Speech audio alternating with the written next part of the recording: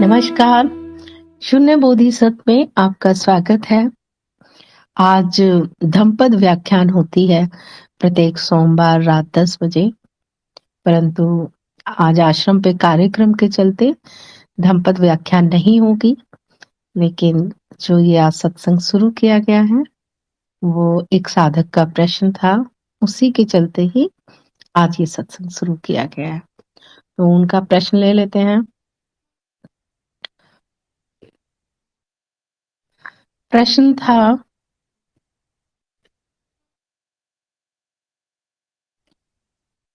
यह सब अनुभव में कैसे लाएं? थ्योरी है बात अलग है, प्रैक्टिकल अनुभव कैसे हो? सूक्ष्म अवस्था या स्थूल से परे कैसे अनुभव करें? अभी आप हैं हमारे साथ तो अनम्यूट करिए माइक को, क्योंकि और तो कोई है नहीं, तो अनम्यूट करके बात करते हैं आज। अब तक मेरी आवाज आ रही है अनिल जी? तो त्रिज्ञान आपका हो ही गया है? हो गया। अच्छा, किसने कराया था आपका त्रिज्ञान?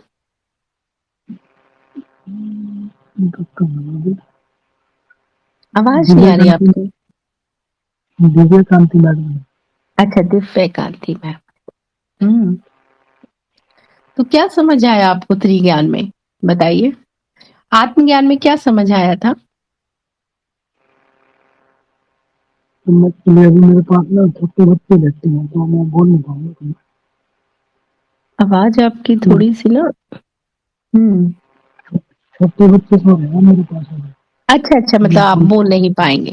ठीक है, तो आप सुनिए, तब आपके प्रश्न का उत्तर हम देते हैं। अनम्यूट कर दीजिए।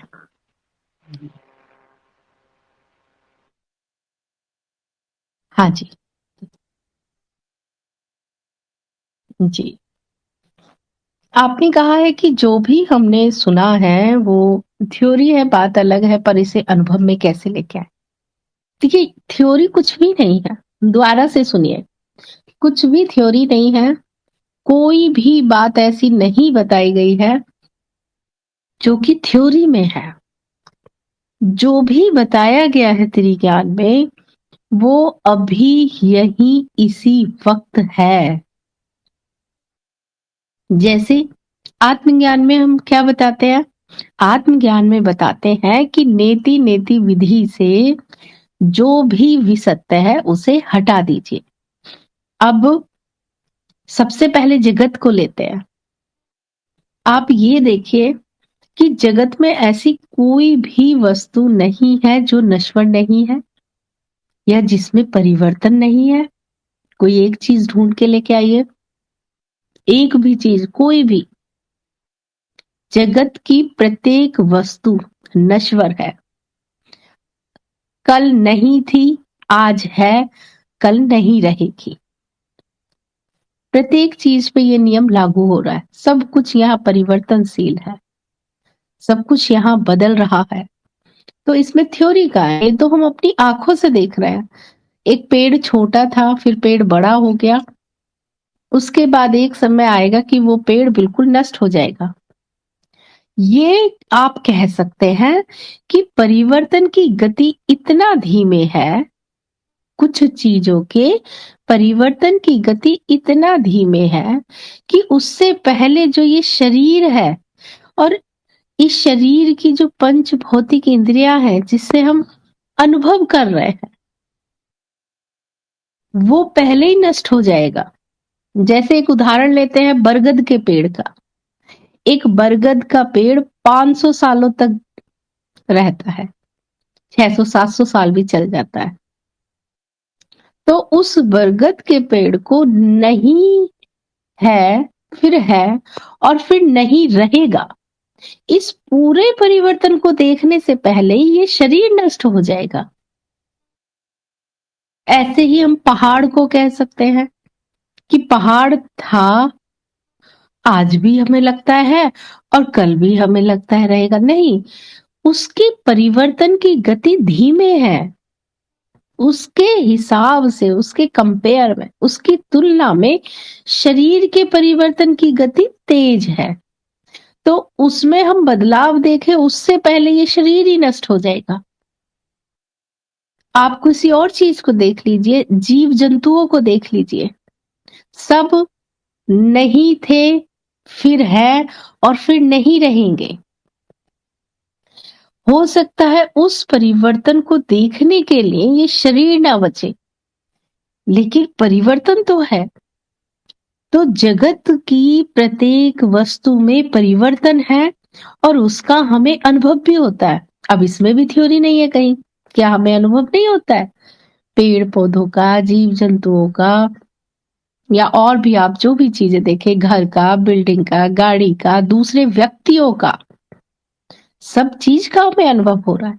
तो यहां तक तो कोई थ्योरी नहीं है, ये तो एकदम साफ साफ सीधा सीधा है कि यहाँ ना तो कोई ग्रंथ बताया जा रहा है, ना ही कोई इधर उधर का थोपा जा रहा है, नहीं। एक यही मार्ग ऐसा है, ज्ञान मार्ग, जिस पर कुछ भी थोपा नहीं जाता। एक यही मार्ग ऐसा है जिससे हम बाकी जहां भर की मान्यता अवधारणाओं को काटते हैं और फिर कहते हैं कि जो कहा भी जा रहा है उसे भी अपने अनुभव से तोलो, हमारी बात को मत मानो। तो जगत की प्रत्येक वस्तु नश्वर है, परिवर्तन है और हमें अनुभव हो सकता है उसका। तो यहां तक एकदम प्रैक्टिकल है। आप जहां बैठे हैं वहां पे जो जो चीजें दिखाई दे रही हैं, आपके कमरे के अंदर पंखा हो, दरवाजे हो, घड़ी हो, चेयर हो, टेबल हो, दूसरे जीव हो, या आपके संबंधी हो, बच्चे हो, परिवार हो, किसी भी चीज की तरफ नजर दौड़ाइए आप, कुछ भी XYZ, अभी जहां बैठे होंगे उस कमरे में, उस कमरे की हर एक चीज में परिवर्तन है। यहाँ तक कि उस कमरे में भी परिवर्तन है। ये हो सकता है कि वो परिवर्तन बहुत धीमे हो। एक बिल्डिंग 100-150 साल में झज्जर होती है, मान लो 200 साल में बिल्कुल मट्टी हो जाएगी वो, लेकिन होगी तो जरूर।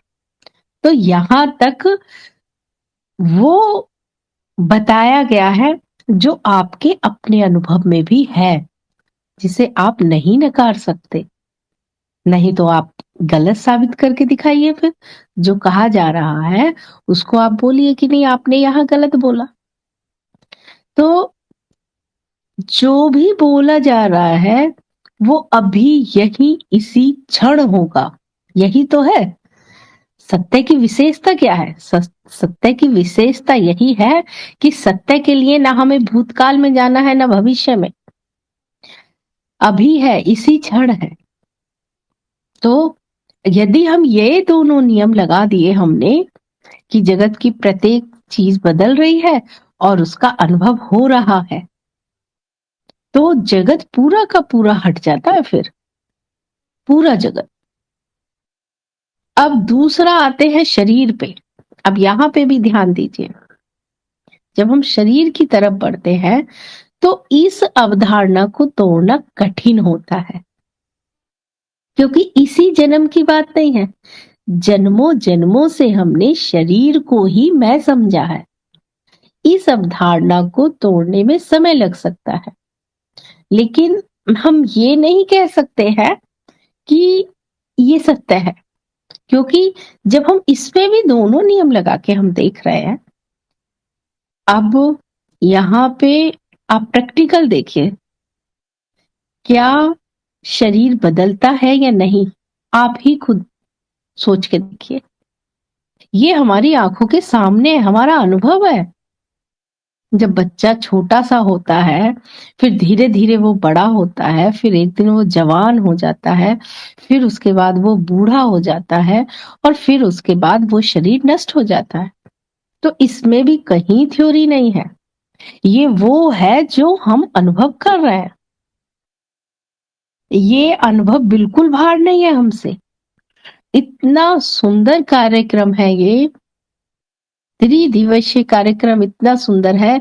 यदि कोई मनुष्य, कोई जीव इस कार्यक्रम को कर ले पुरानी मान्यताओं और अवधारणाओं को जो एकत्र जानकारी उन्होंने अभी तक प्राप्त की है, यदि वो उसे एक तरफ रख दे और फिर स्त्री ज्ञान में डूबे, तो 3 घंटे के अंदर आत्म साक्षात्कार है। और यदि नहीं हो रहा है तो इसका अर्थ है कि चित्त में अशुद्धि है, वो नहीं सीधे सीधे पकड़ पा रहा उस ज्ञान को, वो सीधे सीधे नहीं देख पा रहा उस ज्ञान को। तो हम दूसरे स्तर पे आते हैं, शरीर पे। तो शरीर को बदलता हुआ हम स्वयं अनुभव करते हैं। हम दूसरे का तो छोड़ो, हम जिसे ये कहते हैं ये शरीर मेरा है, हम उस शरीर का अनुभव करते हैं। 5 साल पहले कुछ और त्वचा थी, शक्ति कुछ और थी, 5 साल बाद कुछ और हो गई है। त्वचा में परिवर्तन आया, शक्ति में आया, हमारे हर एक चीज में परिवर्तन आया इस शरीर के। तो इस परिवर्तन को तो हम साक्षात अनुभव कर रहे हैं, इसमें भी कोई थ्योरी नहीं है। अब आंतरिक इंद्रियों से जो अनुभव होते हैं, क्या आपको रोज अनुभव नहीं होता है कि भूख लग रही है? होता ही होगा। प्यास लग रही है, ये भी होता होगा। शरीर के भार का पता चलना, ये भी। शरीर के तापमान का पता चलना, ये भी। तो ये अनुभव किससे हो रहा है? आंतरिक इंद्रियों से। तो आंतरिक इंद्रियां भी, हमने क्या कहा, कुछ ना कुछ तो शब्द देना पड़ेगा इंद्रियों को, क्योंकि आंतरिक अनुभव है, इसलिए हमने कहा आंतरिक इंद्रियों से हो रहे हैं अनुभव। लेकिन अनुभव तो हो रहे हैं, यहाँ पे भी कोई थ्योरी नहीं है, ये भी साक्षात हमारा अनुभव है। अब दूसरा देखिए, क्या ये अनुभव बदलते नहीं है? साफ साफ हम देख पाते हैं कि बदल रहा है। अभी हमें भूख लग रही है, अभी खाना खा लिया, अब हमें भूख नहीं लग रही, बदल गया अनुभव। प्यास लग रही है, पानी पी लिया, प्यास बुझ गई, अब नहीं है प्यास। तो शरीर जो है, अगर हम इसे शुद्ध प्रज्ञा से, बुद्धि विवेक से देखते हैं, तो ये भी मैं नहीं हूं। अब इतना ज्ञान होने के बाद भी लगता है कि मैं शरीर हूं। वो इसलिए लग रहा है क्योंकि पुराना जो प्रोग्रामिंग फीड है, उसका वो जो स्मृति है, इस जानकारी की जो स्मृति है, उसको धुंधला होने में समय लगेगा।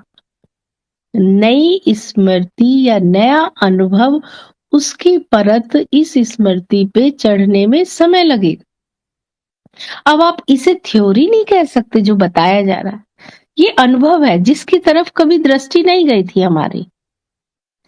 हमें बचपन में किसी ने बता दिया, और बता भी नहीं दिया, हमने लोगों को ऐसे ही बात करते हुए सुना, अपने माँ बाप, भाई बहन, संबंधियों को, कि वो इस शरीर को पे ही मैं की स्थिति को रख रहे हैं।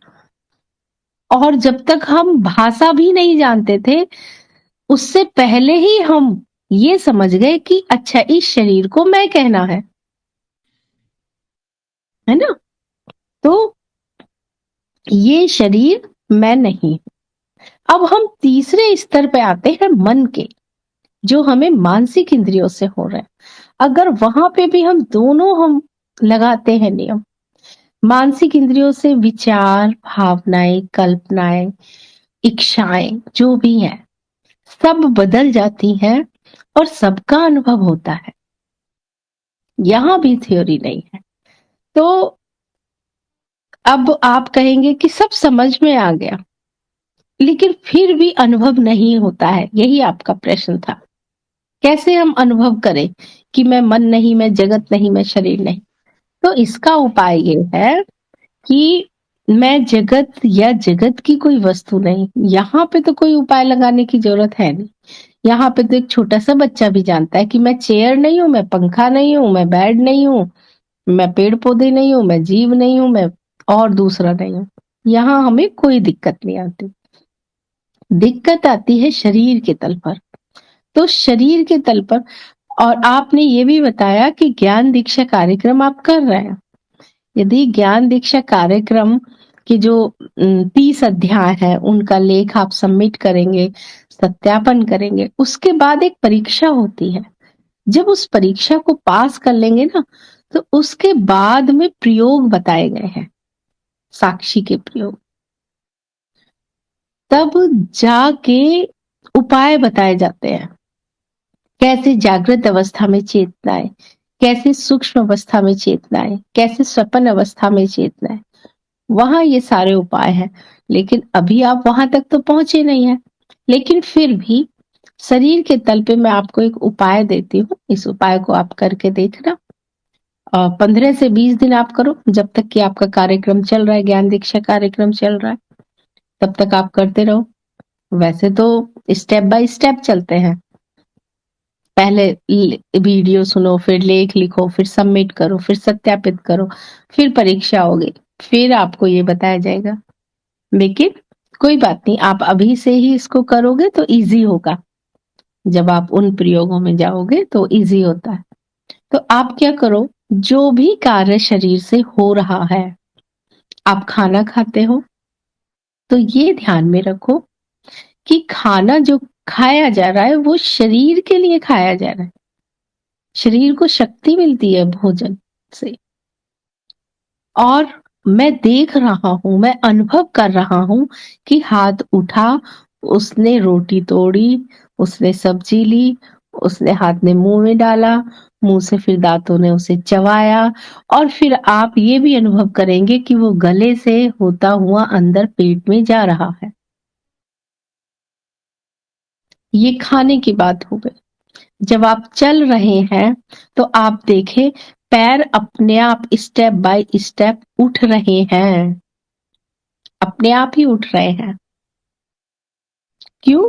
क्योंकि पहले से कैसे चलना है ये स्मृति में फीड है।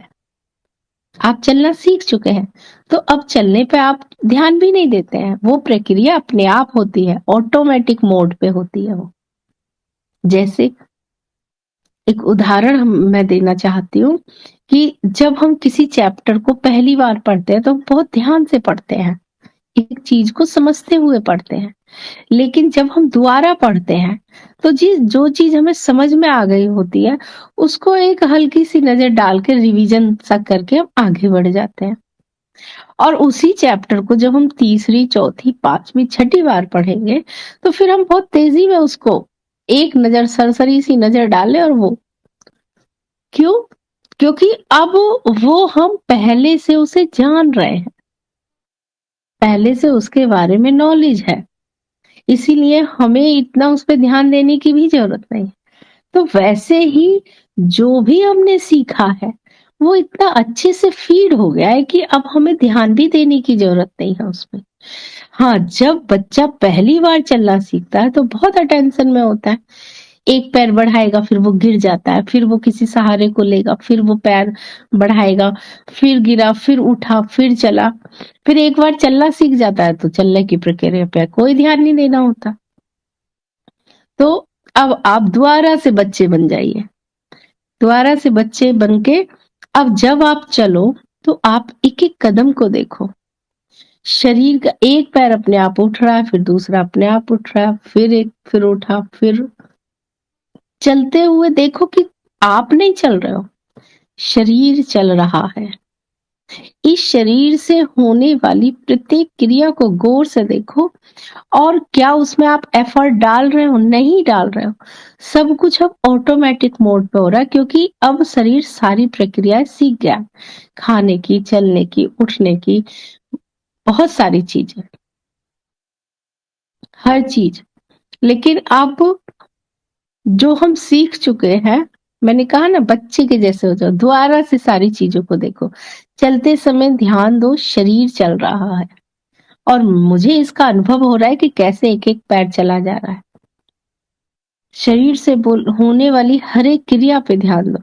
यदि ये वाला भी आपने प्रयोग कर लिया तो कुछ ही महीनों में आप अलग रहेंगे और शरीर एक यंत्रवत कार्य कर रहा होगा, पुराने प्रोग्रामिंग जो उसमें फीड हो गए पहले से। तो इससे क्या होगा, आप जो शरीर के साथ जो एकत्व है, कि मैं ही शरीर हूँ, उससे धीरे धीरे धीरे धीरे आप अपने आप को पृथक देखेंगे। और फिर एक समय ऐसा आता है कि शरीर यंत्रवत सारे काम कर रहा होता है और हम उसे साक्षी में देख रहे होते हैं, साक्षी भाव से, खाते हुए, पानी पीते हुए, चाय एक एक शिप पे ध्यान देना। अब ऐसे यंत्रवत मत पी लेना जैसे पी ले, अच्छा चाय सामने आ गई पी लिए, नहीं, एक एक शिप देखना कि कैसे हाथ ने कप को उठाया, फिर उसने एक घूंट लिया, फिर वो चाय अंदर गई, उसके बाद में जो भी आप क्रिया कर रहे हैं उसे देख। अच्छा, यहाँ पे एक चीज ये भी ध्यान रखना कि मन करवाता है और शरीर करता है। मन करवाता है और शरीर करता है। आप मात्र वहां हो, बस वहां होनापन है आपका। इस सारी प्रक्रिया में आपकी केवल उपस्थिति है। जब शरीर के तल पे एक समय ऐसा आएगा कि आप देख रहे हैं कि शरीर पृथक है, मैं पृथक हूं, फिर उसके बाद अगला कदम मैं बताऊंगी कि मन के स्तर पे क्या करना है। तो पहले इसे कब तक करना है, शरीर पे ध्यान कब तक देना है, जब तक आपका ज्ञान दीक्षा कार्यक्रम के 30 के 30 वीडियो आप सुन के लेख सबमिट करें। एक बार फिर से आप संपर्क कर सकते हैं जिस समय सत्यापन करेंगे, उस समय फिर से आप संपर्क करना। वो भी बहुत बहुत महत्वपूर्ण समय होता है जिस समय हम सत्यापित कर रहे होते हैं। सत्यापन का अर्थ ही होता है कि जो कहा गया है वो मेरे अनुसार भी ठीक है। हमने किसी की कही हुई बात को यूं का यूं मान नहीं लिया है कि इन्होंने कहा है तो ठीक ही कहा होगा। नहीं, जब सत्य की खोज पे निकले तो ना श्री कृष्ण की सुने और ना दूसरे गुरुओं की सुने। तब अगर आपके अनुभव में वो है, वो तभी है, नहीं तो फिर वो नहीं है, तब फिर वो आपके लिए कथा कहानी है। तो जो सत्यापन का समय होता है वो बहुत महत्वपूर्ण होता है, एक एक शब्द वहां बहुत महत्वपूर्ण होता है वो। तो जिस समय सत्यापन का आपका समय आएगा उस समय फिर आप संपर्क कर लेना। और अभी शरीर का निरीक्षण करिए, कैसे शरीर कार्य करता है। जो भी आप कर रहे हो उस शरीर पे ध्यान दीजिए। ये सदैव ध्यान देना कि मन करवा रहा है और शरीर देखो कैसे यंत्रवत कर रहा है। जो ज्यादा बार रिपीट हुई होगी जो प्रक्रिया, वो उतनी ही कुशलता से शरीर करेगा। जैसे महिलाओं के साथ देखो, उन्होंने रोटियां 1000 बार बनाई हैं तो दिमाग कहीं और है, बात कहीं और कर रही है, टीवी भी देख रही है, इधर भी है उधर भी है, बच्चे भी, फिर भी रोटियां कितनी सुंदर गोल बन के फूल के तैयार हो जाती है, क्योंकि उस प्रक्रिया को उन्होंने इतनी बार किया है कि अब वो यंत्रवत चल रहा है। अब वहां पे दिमाग को भी निर्देश देने की जरूरत नहीं है। दिमाग भी वही निर्देश देता है जब कोई काम हम पहली दूसरी बार कर रहे होते हैं। तो अभी आपका बस इतना सा ही है कि आप अपने शरीर पे ध्यान दें। जितना ध्यान आप देंगे, ये कैसे कार्य करता है, क्या कर रहा है, ये भी सोच सकते हैं कि कौन करवा रहा है, तो उतना ही आप अपने शरीर से पृथक होंगे। और इसमें एक चीज मैं और बताऊं, कभी शरीर में यदि पीड़ा हो, उस समय यदि आपने देख लिया कि शरीर में पीड़ा हो रही है और इस पीड़ा का अनुभव मुझे हो रहा है, ये भी बहुत अच्छा समय होता है जब हम अपने आप को शरीर से पृथक कर पाए। यदि पैर में दर्द है तो देखें कि पैर में दर्द हो रहा है, शरीर को दर्द हो रहा है और यही दर्द अनुभव मुझे भी हो रहा है। यदि सही में आपको देखना आ गया, शरीर की गतिविधियों को यदि सही में देखना आ गया, तो ये एक बहुत बड़ी चीज का मैं आपको सूत्र दे रही हूँ जो भविष्य में आपके बहुत सारे रास्ते खोल देगा। ये बहुत सारे, शरीर को देखे क्या करता है, कैसे करता है, एक एक चीज पे उसकी नजर रखें, उठना बैठना चलना दौड़ना सोना, भूख लग रहा है खाना पीना नहाना,